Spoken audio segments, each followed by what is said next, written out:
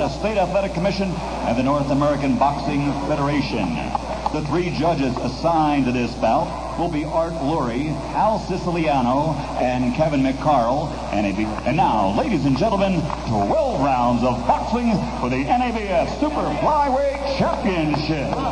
Introducing first, fighting out of the blue corner, wearing the white trunks with black trim, weighing in at 115 pounds. He comes to us from the Dominican Republic with a professional record of 26 victories, 18 by KO against only 3 defeats.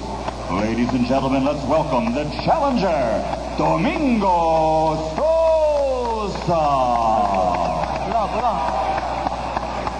And his opponent across the ring, fighting out of the red corner, wearing the gold trunks with red letters, weighing in also at 115 pounds. His professional record is 20-0, 18 by KO. Ladies and gentlemen, from Albuquerque, New Mexico, presenting the NABF Super Flyweight Champion, Dynamite Danny Romero.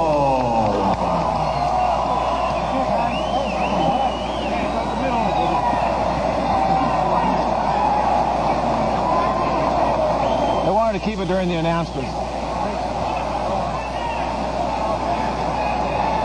Do you guys have any questions? I gave you instructions earlier in your dressing room.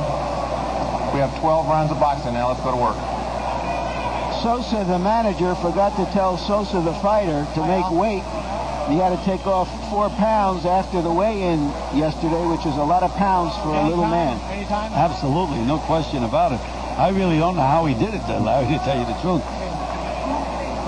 Fight is scheduled for 12 rounds because of Danny Romero's NABF Flyweight or Super Flyweight Championship.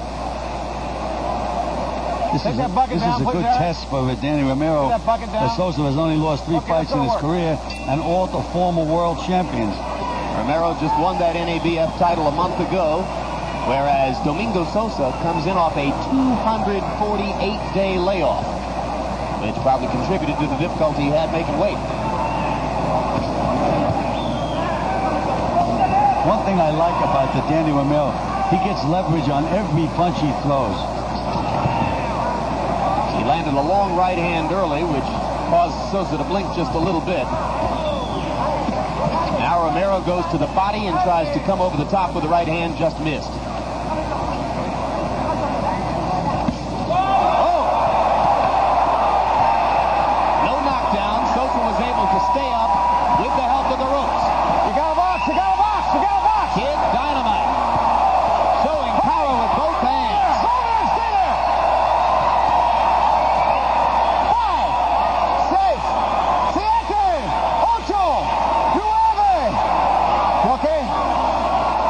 No. Jay Nady chooses to stop the fight. Pretty impressive, Gil. Very, very impressive when you consider that it took Michael Carvajal a lot longer to get rid of him. The other 2 world champions he went the distance with. But this Danny Romero, I mentioned he gets leverage on every punch. Yeah, every punch. Yeah, and the ambition you mentioned earlier, you could see it in a half a minute that this kid is using his body as a projectile to get someplace. And really, after the first long right hand in the opening seconds, it looked to me as though Sosa wasn't terribly interested in feeling that anymore. And the right hand that drove him into the ropes and almost down was a sensational right cross shot. Unofficially, it's 1 minute and 6 of the first round. Let's quickly look at the replay. Larry? Well, you can see he was down and probably would have been better off taking a count at that point.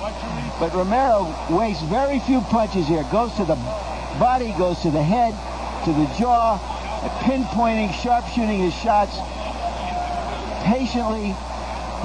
He's not going to let him get away. He says his favorite fighter is Roberto Duran, and he looked like Duran with that finishing instinct there. And when he throws his punches, he intends them to go in the front of the head and out the back. There's no pulling back when he punches. His punches go right through you.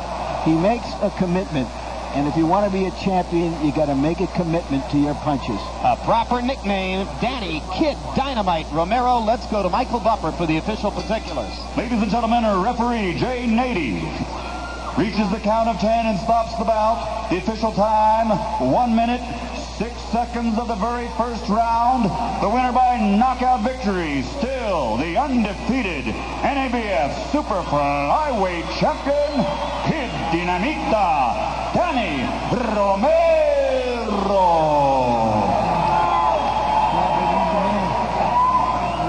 115-pound fighter, Gil, could move up eventually to featherweight, perhaps even to lightweight, but what punching power he demonstrated in that brief span.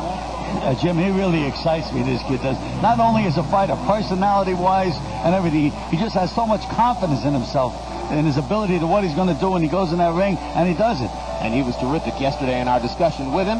For a little bit more of a taste of the personality of Danny Kid Dynamite Romero, let's go up to the ring and Larry Merchant.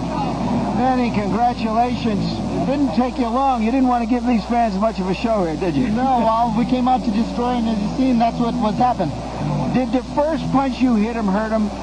Because it looked like that from that right hand on, he wasn't very interested. Right, you know, the first shot that I hit, the big first right hand, took away everything he had. You seen he could take shots, so he was laying on the ropes, taking big shots that I was bombing.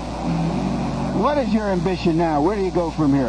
Our ambition and our all-time goal is to win a world championship. I don't care who it's against, where it's at. Hopefully it can happen here on my great state of Albuquerque, New Mexico. That is the biggest ambition, and with Big Bob Arum, we're going to do it. Thank you very much. Thank you.